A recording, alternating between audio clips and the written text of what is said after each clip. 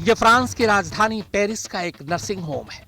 बाहर से देखने में यहाँ सब कुछ बिल्कुल शांत लग रहा है, लेकिन जैसे जैसे आप इसके अंदर जाते जाएंगे, यहाँ वहाँ पड़ी लाशें आपको परेशान करने लगेंगी। किसी की लाश बिस्तर पर है तो कोई फर्श पर पड़ी है। पेरिस के इस नर्सिंग होम में करीब 2 महीने से कोरोना के सैकड़ों मरीजों का इलाज चल रहा था। अब तक यहाँ 30 कोरोना पॉजिटिव मरीज की मौत हो चुकी है, मगर अंतिम प्रक्रिया की वजह से बस चंद ही लाशें ऐसी हैं जिन्हें अंतिम संस्कार मयस्सर हुआ।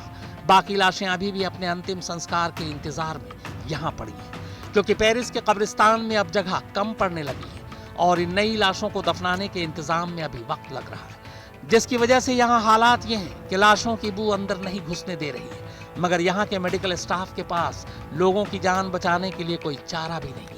On est obligé de faire un transfert. Enfin, on imagine que si demain c'était ma mère ou mon père qui se trouvait dans un EHPAD, j'accepterais pas que mon père reste 3 jours, 4 jours dans une chambre non réfrigérée. Enfin voilà, il y a les odeurs, les odeurs, ça passe à travers les portes, ça traverse les murs. Enfin, donc voilà. Enfin, mais les services mortuaires sont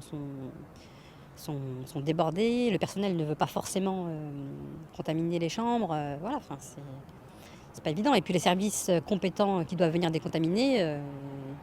Ils ont voilà les EHPAD à faire dans Paris, quoi.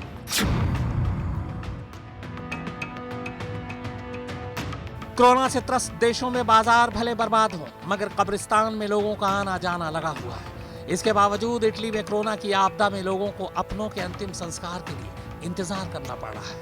मरने वालों की तादाद हर दिन इतनी बढ़ती जा रही है कि अंतिम संस्कार की सारी व्यवस्थाएं ध्वस्त पड़ चुकी है। जाहिर है, इतनी ज्यादा लाशों को पूरे धार्मिक रीति रिवाजों के साथ अलग अलग दफनाना बेहद मुश्किल है। इसीलिए इस चर्च में 90 शवों को एक साथ रखकर अंतिम क्रिया पूरी की जा रही है। एक साथ 90 लोगों के ताबूत पर पादरी अलविदा पढ़ रहे हैं और ये काम कोरोना के कहर के बाद से वो लगातार हर रोज कर रहे हैं।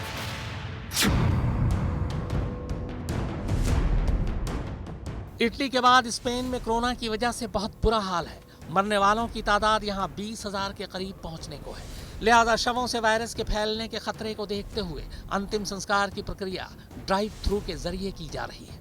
ड्राइव थ्रू में होता यह है कि अस्पताल से एक एक ताबूत को शव ले जाने वाली गाड़ी में रखा जाता है और फिर इन्हें चर्च में ले जाया जाता है।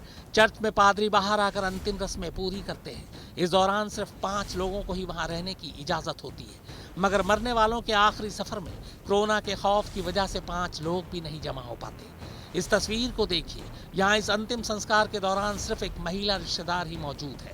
इसी तरह कहीं सिर्फ 2 लोग ही शामिल हो रहे हैं, कहीं तो मरने वालों के रिश्तेदार कब्रिस्तान में आने से ही इनकार कर रहे हैं। लिहाजा अंतिम रस्में पूरी करने के बाद शव को बिना उनके रिश्तेदारों को ही दफना दिया जाता है।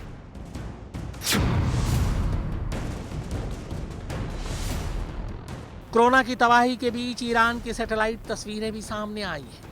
अंतरिक्ष चली गई इन तस्वीरों में नया कब्रिस्तान दिखने का दावा किया गया है।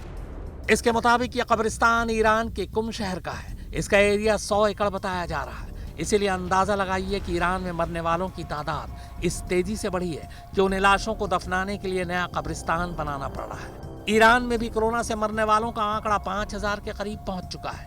लिहाजा कई लाशों को यहाँ भी सामूहिक रूप से दफनाया जा रहा है।